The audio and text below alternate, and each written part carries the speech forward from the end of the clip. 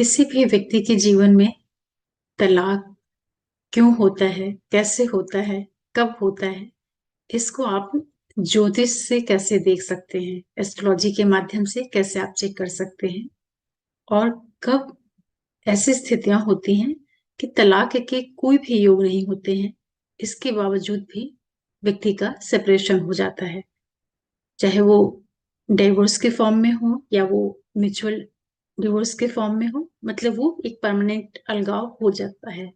तो आज मैं आप लोगों से डाइवोर्स के ऊपर ही बात करूंगी और ये सारी चीजें मैं आपको बताऊं विस्तार से। उसके पहले आप सभी व्यूअर्स को बहुत थैंक्स बोलती हूँ और अपने चैनल डिवाइन एस्ट्रोलॉजी में आप लोगों का बहुत बहुत स्वागत करती हूँ। साथ में रिक्वेस्ट करती हूँ कि जो भी लोग मेरे चैनल से जुड़े हैं, प्लीज आप चैनल को सब्सक्राइब भी करिए, लाइक करिए, शेयर करिए और नोटिफिकेशन बिल्कुल जरूर प्रेस करके रखिए, जिससे मैं कोई भी वीडियो डालती हूँ तो आप लोगों को पता चल जाया करे, उसका नोटिफिकेशन मिल जाया करे। देखिए, विवाह जो होता है ये बहुत बहुत बड़ी चीज होती है किसी भी व्यक्ति के जीवन के लिए, चाहे स्त्री हो या पुरुष हो। तो हर एक व्यक्ति चाहता है कि जब विवाह हो रहा है तो वो चले, अच्छे से चले और कभी व्यक्ति का साथ जो है वो नहीं छूटे। लेकिन कई बार ऐसा नहीं होता है। देखिए, जब भी आप चार्ट को देखेंगे विवाह के लिए तो सीधे आप सेवेंथ हाउस पे आएंगे, भाव को देखेंगे, भावेश को देखेंगे और कारक को देखेंगे। आपकी किसी भी लगन की पत्रिका हो, मेष से लेकर के मीन लग्न की आपकी पत्रिका हो, उससे कोई फर्क नहीं पड़ता है। आप सेवेंथ हाउस के राशि लॉर्ड को चेक कर लेते हैं, उस भाव में कौन से ग्रह बैठे हुए हैं, और कारक जो शुक्र है, प्रेम का जो कारक शुक्र है उसको देखते हैं। और स्त्रियों के लिए चूंकि गुरु को भी देखते हैं, क्योंकि गुरु जो होता है ये पति तक ले जाने का काम करता है, मतलब कि गुरु के आशीर्वाद से जो होती विवाह की जो एक स्थिति होती है उसको चेक किया जाता है। तो इन सारी चीजों को आप चेक करते हैं। अगर आप और ये भी देखिए कि क्या सातवें भाव पे किसी मेल्फिक प्लेनेट का एस्पेक्ट है, राहु है, शनि है, मंगल है और सूर्य भी कई बार सेपरेशन का काम करते हैं। तो आप इन सब चीजों को तो चेक करिए ही करिए।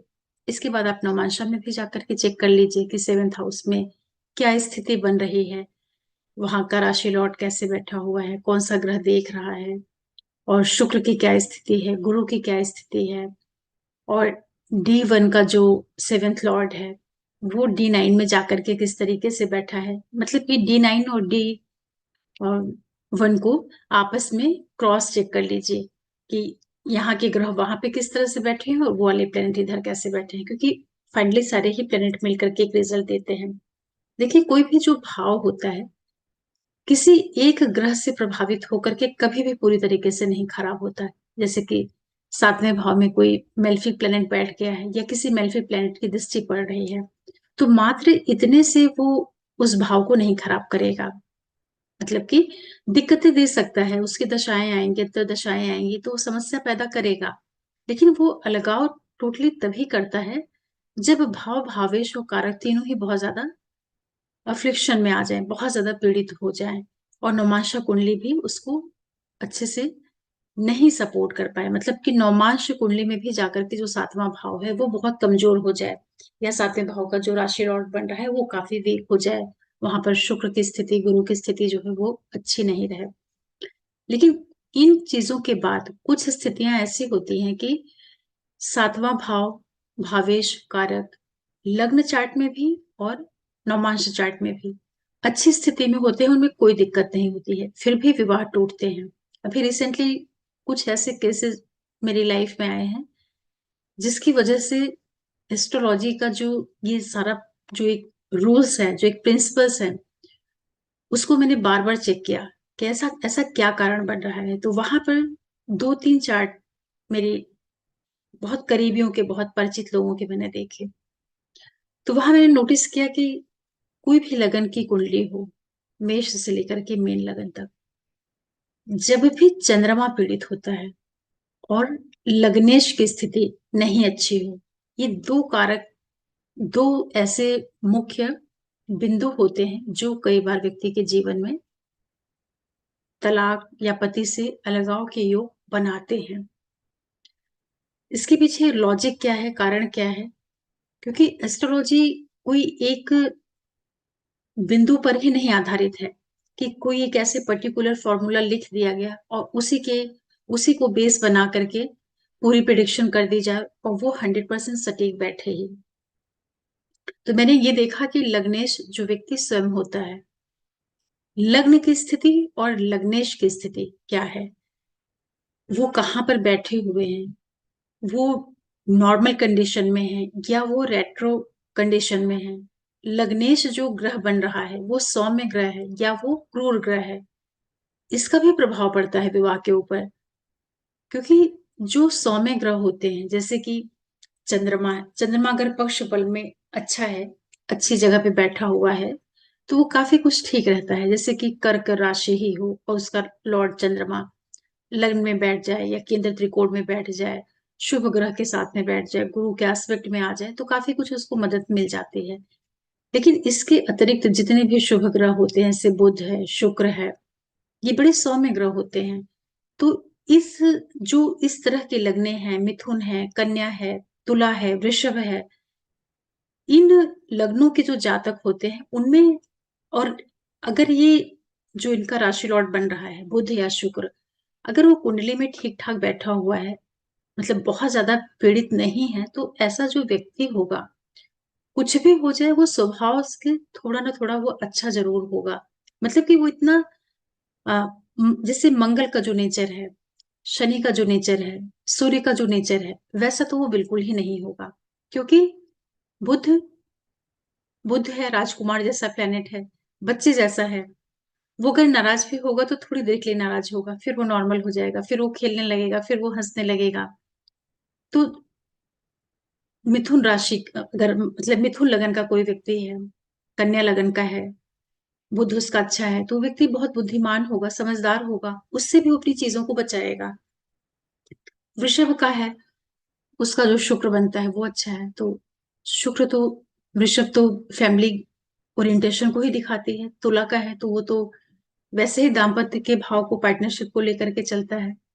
तो ऐसी स्थितियों में ये जो शुभ ग्रह होते हैं, तो इस तरह के जो जातक होंगे वो अपने आप में ही काफी अच्छे होंगे। अपने आप में अच्छे का मतलब कि वो चीजों को बहुत प्रयास करेंगे संभालने का, बचाने का। लेकिन कुछ लग्नें ऐसी होती हैं जिनके राशि लॉर्ड अगर वक्री हो जाए, सही स्थान पे नहीं बैठे या पाप ग्रहों से प्रभावित हो जाए, तो वो जो व्यक्ति होगा उसका व्यक्तित्व, उसमें ही एक रिजिडिटी आ जाएगी। जैसे कि मंगल है, मेष राशि है, वृश्चिक राशि है, अब यहाँ पे अगर मंगल सही भाव में नहीं बैठे, वक्री हो जाए, पाप ग्रहों से दृष्ट हो जाए, 6 में 8 में 12 में चला जाए, थोड़ा सा परेशानी में आ जाए, या लग्न में कोई पापी ग्रह का प्रभाव पड़ जाए, तो ऐसी स्थिति में क्या होगा कि जो वो व्यक्ति है, जो उसका व्यक्तित्व है, वो अपने आप में ही मंगल के गुणों से भर जाएगा। भरने का मतलब है कि अब वो अपनी चलाएगा, अपने मन की करेगा। मतलब जो उसने सोच लिया, जो उसने कर लिया, उसको वही चीज, उसको लगेगा कि सामने वाला उसी बात को मान जाए, वही सही है। तो वहां पर जो ये एटीट्यूड है वो दिक्कत देता है। इसी तरीके से जो शनि की लगनी है, मकर लगन है, कुंभ लगन है, अगर यहाँ पर शनि रेट्रो हो जाए, खराब ग्रहों से दृष्ट हो जाए, सूर्य की दृष्टि पड़ जाए, या और भी जो राहु का कहीं से उससे कनेक्शन बन जाए, कहीं से वो एफ्लिक्शन में आ जाए, तो चूंकि एक तो वक्री है, तो वक्री होने की वजह से वो उसमें चेष्टा बल बढ़ जाता है। तो जो व्यक्ति होगा उसके अंदर जुझारूपन, चीजों को लेकर के जो एक अड़ियल रवैया होता है, जिद होती है, अपने आप को सही साबित करने की जो प्रवृत्ति होती है, मतलब कि अब लग्नेश वक्री हो गया, तो अब वो व्यक्ति बहुत मजबूत हो गया। मजबूत होने का मतलब कि अब वो अपनी ही चीजों को मानेगा, अपनी ही चीजों को सही साबित करेगा, वो दूसरों की कम सुनेगा। वैसे ही शनि थोड़े से क्रूर नीरस ग्रह होते हैं, वक्री होके और मजबूत हो गए, चेष्टा बल प्राप्त हो गया, पापी ग्रहों से दृष्ट हो गए और उनकी जो हठधर्मिता है वो बढ़ गई। इसी तरीके से आप कुंभ को प्रेडिक्ट करिए। फिर आप सूर्य को ले लीजिए, सिंह लगन को, उसका राशि लॉर्ड सूर्य बनता है। वो कहीं पाप प्रभाव में आ जाए, क्रूर ग्रहों से दृष्ट हो जाए, राहु के प्रभाव में आ जाए, शनि के इन्फ्लुएंस में आ जाए, मुश्किल वाले हाउसेज में जाकर के बैठ जाए, फिर आप देखिए उस व्यक्ति का व्यक्तित्व कैसा होगा। कमी आ जाएगी उसमें, जिद आ जाएगा, अहंकार उसका बढ़ जाएगा। तो मैं आज जो आपको बता रही हूँ कि तलाक कई बार सेवेंथ हाउस की वजह से नहीं होता है, कारक के पीड़ित होने से नहीं होता है, व्यक्ति के स्वयं के एटीट्यूड की वजह से भी होता है। ये भी एक बहुत बड़ा कारण है। तो आप लग्नेश को चेक करिए कि व्यक्ति जो खुद है वो किस डायरेक्शन में जा रहा है, उसका सोचने का तरीका क्या है, वो किस तरीके से चीजों को हैंडल करना। फिर आप चंद्रमा पर आइए, क्योंकि चंद्रमा व्यक्ति का मन होता है। अगर लग्न लग्न और चंद्रमा में अगर एक पीड़ित हो रहा है तो भी चल जाएगा कि चलो व्यक्ति जिद्दी है, लेकिन उसका मन उसको समझा रहा है, मन उसको गाइड कर रहा है, मन समझ रहा है। लेकिन अगर लगन भी बहुत मजबूत हो गई, स्ट्रांग लग्न हो गई, मेल्फिक ग्रहों वाली लग्नें हो गई जो कि क्रूर ग्रह है, अब चंद्रमा भी पीड़ित हो गया। चंद्रमा पीड़ित का मतलब कि जैसे चंद्रमा आपका एफ्लिक्शन में चला गया, 4 8 12 भाव में चला जाए, अस्त हो जाए, बहुत क्लोज कंजंक्शन पर आ जाए, राहु का एस्पेक्ट आ जाए, शनि की दृष्टि आ जाए, तो ये सारी चीजें मिल करके जो चंद्रमा मन है उसको भी वो दूषित कर देंगे, उसको वो पीड़ित कर देंगे। तो ऐसा जो जातक होगा वो भावनाओं को महसूस नहीं कर पाएगा, मतलब उसका जो मन है वो चीजों को सही तरीके से नहीं महसूस करेगा, मतलब वो अर्थ का अनर्थ निकालेगा। जो उसने विचार कर लिया, जो उसने अपने मन में एक चीज बैठा ली, मतलब कि वो जल्दी वो मोल्ड नहीं होगा, जल्दी वो बदलेगा नहीं।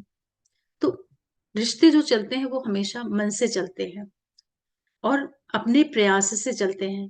अपना प्रयास मीन्स कि आपका लग्न, आपका व्यक्तित्व, लग्न मतलब आप स्वयं, लग्न मतलब आपकी बौद्धिक क्षमता, आपका जो ओवरऑल व्यक्तित्व है वो लग्न है। चंद्रमा आपका मन हो गया। अगर मन पीड़ित हो गया तो फिर यहाँ पर बड़ी दिक्कत हो जाती है। तो जो मैंने चार्ट देखे कि ये जो दो लग्न और चंद्रमा, इनको जब मैंने D9 में देखा तो D9 में अगर लग्नेश एग्जॉल्टेड हो जाता है, अब यहाँ पर जो उसकी जो उसके अंदर की मजबूती थी, जैसे शनि ही अगर मान लिया कि रेट्रो है, अब वो नवांश कुंडली में फिर जाकर के अगर वो उच्च का हो जाए, केंद्र त्रिकोण में बैठ जाए, तो मतलब कि शनि वहां भी जाकर के कमजोर तो हुआ नहीं है, बल्कि वो और उच्च का होने की वजह से उसकी जितनी शनि की कारक तत्व है उसमें और ज्यादा वृद्धि हो जा रही है। फिर चंद्रमा को आप वहां पर चेक करिए कि चंद्रमा की क्या स्थिति बन रही है। चंद्रमा अगर वहां पर भी पाप ग्रहों के प्रभाव में आ जाता है, मतलब कि उसकी उसमें कोई ज्यादा इंप्रूवमेंट नहीं आने पाया, तो ऐसी स्थिति में लग्नेश और चंद्रमा का जो प्रभाव रहेगा व्यक्ति के जीवन के ऊपर, वो उसके विवाह को कई बार अलगाव दे देता है। मतलब कि कारक भाव, भावेश, इन सबको तो आप चेक करिए ही। अगर वहां से आपको नहीं समझ में आ रहा तो यहाँ पर लग्नेश और चंद्रमा का, इन दोनों का पीड़ित होना, इन दोनों का सही तरीके से नहीं सोच पाना, नहीं निर्णय कर पाना, ये भी कई बार विवाह को तलाक की ओर लेकर के जाता है। और हमेशा ध्यान रखिएगा कि मैरिज के बारे में आप जब भी निर्णय कर रहे हैं, कोई भी आप प्रिंसिपल लगा लें, लेकिन जब तक आप D1 में और D9 में लग्न को देखिए कि लग्न के ऊपर किस तरह के ग्रहों का प्रभाव है।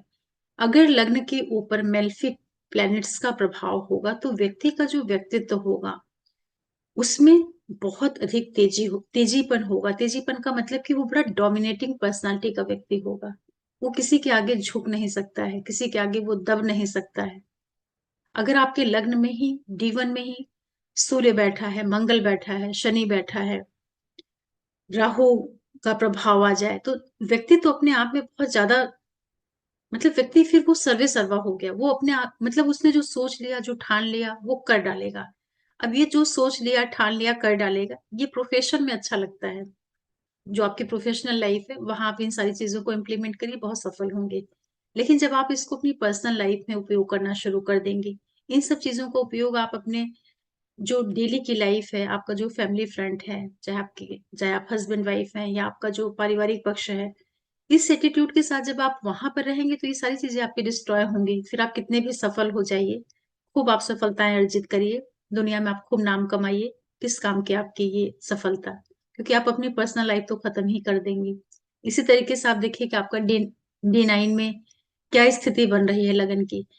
अगर वहां पर भी सारे तेज ग्रह सूर्य, मंगल, शनि, राहु, इन सब का प्रभाव आ जाएगा, तो यहाँ वापस आपका लगन जो है वो बहुत जरूरत से ज्यादा प्रभावशाली हो गया। तो ये जो लग्नेश है, लग्न है, चंद्रमा है, ये तीनों चीजें भी मिल करके व्यक्ति को या तो सौम्य बना देती हैं या बहुत तेज बना देती हैं। कई बार क्या होता है कि जरूरी नहीं है कि कोई व्यक्ति तेज है या सौम्य है, ये उसके बाहरी व्यक्तित्व से आप उसको उसका आकलन कर पाए। हो सकता है व्यक्ति बाहर से बड़ा सौम्य लग रहा हो, बहुत अच्छा दिख रहा हो, लेकिन वो अंदर से बहुत ज्यादा, उसके अंदर मतलब एक जो डिटर्मिनेशन वाली चीजें होती हैं कि मतलब उसने जो सोच लिया कि यही सही है, तो बस उस पे वो अड़ा रहेगा।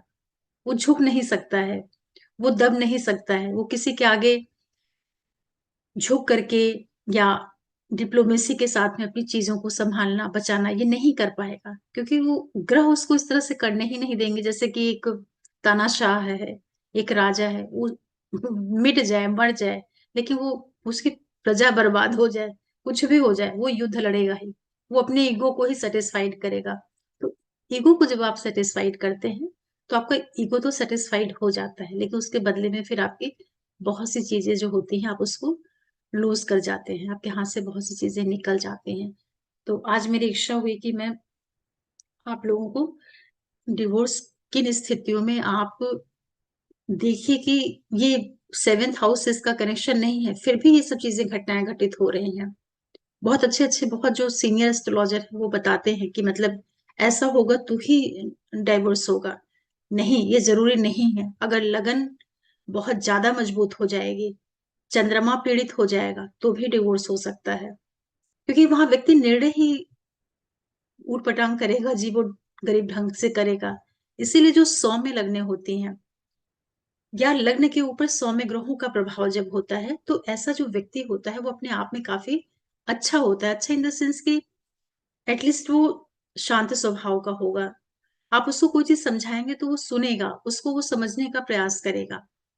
अगर आपके लग्न के ऊपर बुध का प्रभाव है, गुरु का प्रभाव है, चंद्रमा का शुभ चंद्रमा का प्रभाव है, शुक्र का प्रभाव है, तो कहीं ना कहीं आपके अंदर जो इन ग्रहों के जो कारक तत्व हैं, जो इनके कारक तत्व हैं इन ग्रहों के, शुक्र के, बुध के, गुरु के, वो आपके अंदर रहेंगे। जब आपके अंदर शुक्र की सौम्यता रहेगी, शुक्र का जो प्रेम से भरा हुआ गुण है वो आपके अंदर रहेगा, बुध की बुद्धिमानी आपके अंदर रहेगी, गुरु का ज्ञान रहेगा, चंद्रमा की जब कोमलता आपके अंदर रहेगी, भावनाएं रहेंगी, तो आप कैसे अलगाव का निर्णय करेंगे, कैसे आप किसी से अलग हो सकते हैं। वहां पर आप झुक जाएंगे, आप दब जाएंगे और अपने रिश्ते को संभाल लेंगे। इसीलिए कहा जाता है कि लग्न के ऊपर शुभ ग्रहों का प्रभाव अच्छा माना जाता है, लग्नेश के ऊपर शुभ ग्रहों का प्रभाव अच्छा माना जाता है। लग्न को मजबूत होना चाहिए, लेकिन इसी के साथ साथ लग्न के ऊपर शुभ ग्रहों का भी प्रभाव होना चाहिए, जिससे व्यक्ति के अंदर थोड़ी सी झुकाव और जो एक अपने काम को बनाने की प्रवृत्ति होती है वो होनी चाहिए। इसीलिए चंद्रमा को हमेशा अच्छा करना चाहिए, और स्त्रियों के लिए वैसे भी कहा जाता है कि उनको मोती धारण कराओ। वो मोती इसीलिए धारण करवाई जाती है, या चांदी के उनको जो ऑर्नामेंट्स पहनाए जाते हैं, पैर में पायल है, बिछिया है, या जो भी चांदी की चीजें पहनाई जाती हैं, उनके चंद्रमा को स्ट्रॉन्ग करने के लिए, या स्त्रियों को जो गुरु को स्ट्रॉन्ग करने के लिए कहा जाता है कि गुरु का व्रत करो, पीले कपड़े पहनो, या जुपिटर से रिलेटेड जितनी भी चीजें हैं, मंत्र जाप, ये सारी चीजें करो। ये सब इसीलिए उनके लिए बनाई गई हैं कि जब आपके अंदर ज्ञान होगा, जब आपके अंदर गुरु की चीजें होंगी, तो अब आप अपने धर्म को समझ पाएंगे। या चंद्रमा की जो आपके अंदर शीतलता होगी, चंद्रमा की जो आपके अंदर कोमलता होगी, तो गुरु और चंद्र का प्रभाव जब किसी स्त्री के ऊपर रहेगा, तो बड़ी वो सौम्य हो जाएगी। सौम्य का मतलब कि फिर उसके अंदर ज्ञान भी होगा, उसके अंदर भावनाएं भी होंगी, तो वो रिश्ते को संभाल ले जाएगी। और ऐसे छोटी छोटी चीजें हैं एस्ट्रोलॉजी में, जिसको आप देखेंगे, समझेंगे, थोड़ा अपना लॉजिक लगा करके जब उसको और उसको चार्ट के ऊपर इम्प्लीमेंट करेंगे, तो आपको बहुत सी चीजें पकड़ में आएंगी कि क्या कारण है, कहाँ क्यों कोई बात बिगड़ रही है, कैसे इसको संभाला जा सकता है। कई बार क्या होता है कि आप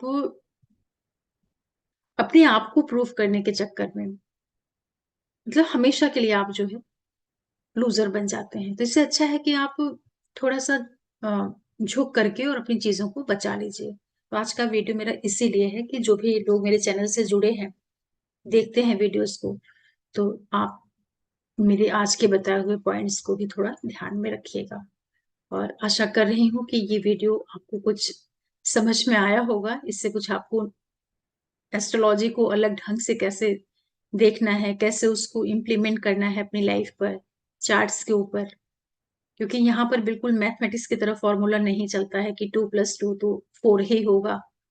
इतने ज़्यादा इसमें प्लैनेट्स के कॉम्बिनेशंस होते हैं कि थोड़ा-सा एस्ट्रोलॉजर को अपना अपना खुद का बुद्धि विवेक जो है उपयोग करना पड़ता है।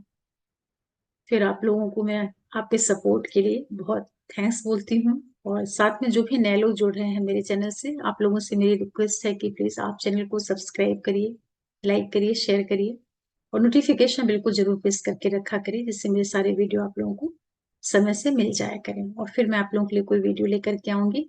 तब तक के लिए ओम नमः शिवाय, नमस्ते।